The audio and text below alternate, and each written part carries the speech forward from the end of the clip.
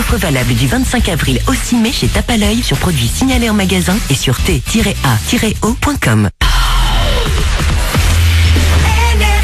Manu dans le 6-9, 6h, 9h30, tous les matins sur Énergie. On est un petit peu en retard là. Il est 9h02. Ouais. Qu'on amène le coq. Qu'on lui passe de l'huile de coco sur le dos et qu'on fasse chanter.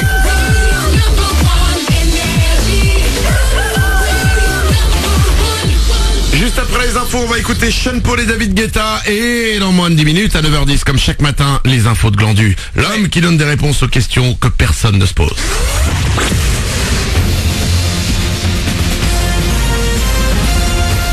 Toute l'actu sur Monaco Menton avec Frédéric Plat. Bonjour, on espère plus d'éclaircies aujourd'hui qu'hier, mais pour commencer la journée, le ciel est encore bien nuageux ce matin sur Monaco et la Côte d'Azur.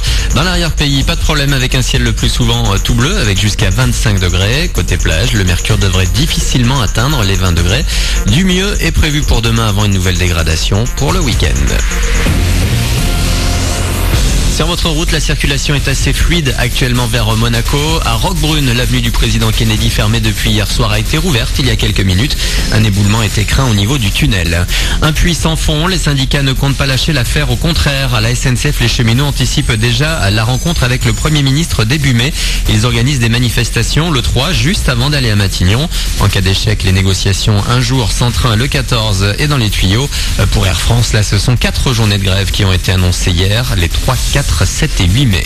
Le chômage, il est en baisse depuis le début de l'année, moins 0,9% sur le premier trimestre en France, moins 1,1% pour les Alpes-Maritimes. Ça fait près de 900 personnes en moins inscrites sur les listes de Pôle emploi dans le département. Et si on regarde un peu plus en détail ces chiffres, le chômage des moins de 25 ans bénéficie de cette embellie.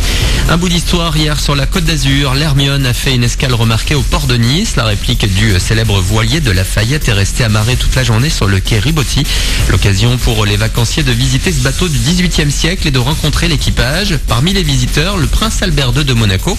Il a eu la chance de monter à bord et discuter avec l'équipage. Les conditions de navigation, elles sont quasiment identiques à celles d'il y a 300 ans. Écoutez Yann Cariou, le commandant de l'Hermione au micro de Marc Aduni. Partir en mer, c'est toujours une aventure. Sur l'Hermione, c'est une puissance encore au-dessus, puisqu'on est sur un navire qui était réputé difficile à l'époque à maîtriser, parce que c'est une machine de guerre extrêmement performante et qui demande beaucoup d'énergie et beaucoup de monde, beaucoup de gens aguerris. Ici, ils étaient 250 en temps de guerre et 200 en temps de paix. Aujourd'hui, on est 70. Et l'aventure est là, c'est-à-dire que c'est l'inattendu. On doit composer avec le vent, c'est le vent qui trace la route, avec la météo, avec la mer. Tout sollicite du travail d'équipe. Donc voilà, l'aventure est là. Et l'Hermione qui a quitté hier Nice pour se prendre la direction de la Corse et Bastia. On quitte le port de Nice pour le vieux port de Marseille. Grand match, grosse ambiance au menu ce soir dans la cité phocéenne. L'OM joue sa demi-finale allée de l'Europa League au Vélodrome face aux Autrichiens de Salzbourg. Coup d'envoi 21h dans un stade plein à craquer.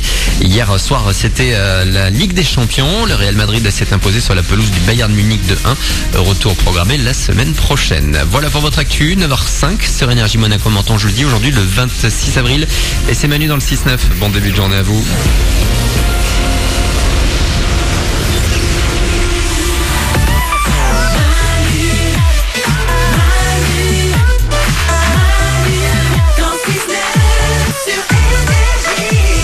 Dans 5 minutes les amis, oui, 5 minutes à tenir.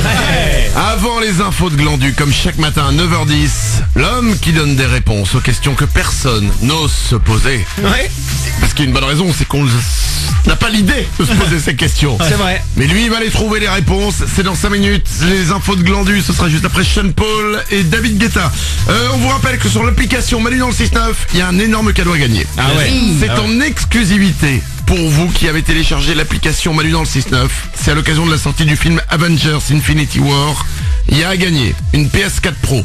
C'est la console de jeu. Plus le pack de réalité virtuelle PS4 Pro, la caméra, le casque de réalité virtuelle et les manettes Move. C'est beau. Ouais. Mais c'est pas tout, il y a aussi un iPhone X à gagner. C'est quand même dingue comme cadeau. Cool. Je dis X, je sais que c'est 10. Ouais. Ah oui, parce qu'ils ont mis un X, alors je dis 10. Je dis 10. Bon bref, c'est l'iPhone X, 10. Oh merde. Vous savez quoi, on va faire gagner l'iPhone 9. L'iPhone 10 plus la PS4 Pro plus le pack de réalité virtuelle pour la console, c'est à gagner exclusivement sur l'application Manu dans le 6-9 que vous pouvez télécharger. On vous rappelle que vous pouvez nous envoyer des messages sur l'application, des messages vocaux qu'on écoute tous les matins.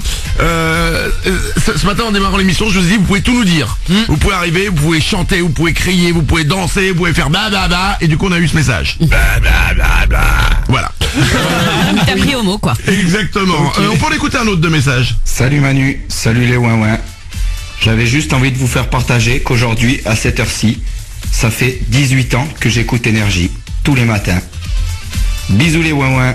On les compte. C'est énorme. Non, c'est fort. Comme quoi il écoute Énergie, qu'on soit là ou qu'on soit pas là, c'est vexant en fait. C'est ça. N'hésitez pas à nous envoyer des messages vocaux sur l'application Manu dans le 6-9, elle est gratuite et elle est pour vos smartphones et vos tablettes. Dans 3 minutes, juste après Sean Paul et David Guetta, les infos de Glandu, l'homme qui donne des réponses aux questions que personne ne se pose. On a tous déjà mangé un sandwich. Ah oui. T'attends une réponse? J'attends un oui quoi. Oui. Est-ce que vous êtes déjà demandé ce qui se cachait derrière ce nom de sandwich? Ce qui se cachait derrière ce nom, tu veux dire d'où vient le nom sandwich? Pourquoi un sandwich s'appelle un sandwich? Parce que derrière il y a une histoire incroyable. Ah ouais. On s'est jamais demandé, mais maintenant, on a vraiment envie de le savoir. L'histoire du sandwich. Je sais pas si on a envie de le savoir, mais je crois qu'on va surtout pas avoir le choix. On va le savoir.